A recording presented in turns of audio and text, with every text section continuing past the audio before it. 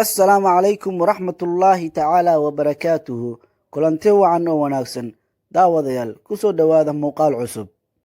Maanta waxaan qaadanaynaa daawooyinka dhiig-yarida loo isticmaalo anti anemia drug.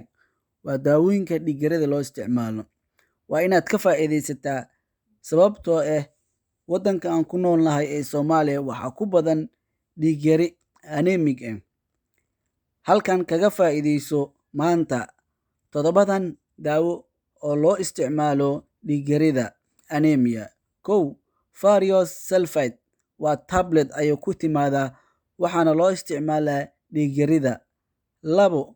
Folic acid ayadana waa daawo ka mid ah daawooyinka loo isticmaalo dhiig-yarida ee anemiga loo yaqaano. 3. Vitamin B2 alif folate waa daawo ka mid ah ayadana daawooyinka loo isticmaalo anemiga ama dhiig-yarida. 4. ayadana waa daawo ka mid ah daawooyinkan ee loo isticmaalo dhiig-yarida oo loo yaqaano hematone syrup ama daawo feere ah waaye. 5.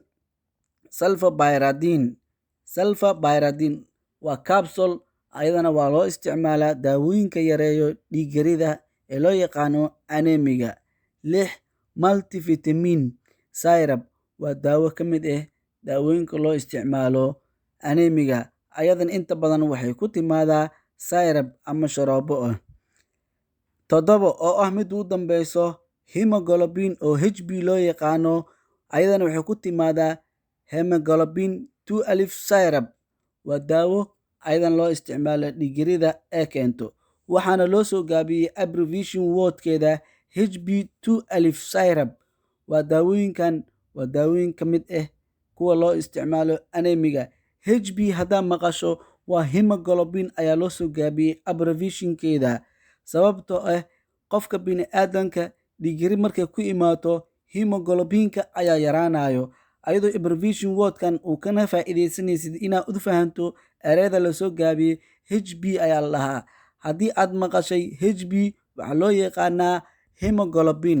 halkan ayaan kusoo koobaynaa cashirkeena. Wabillaahi towfiiq. Is aragti dambe oo xiiso leh. Wassalaamu calaykum waraxmatullaahi wabarakaatuhu.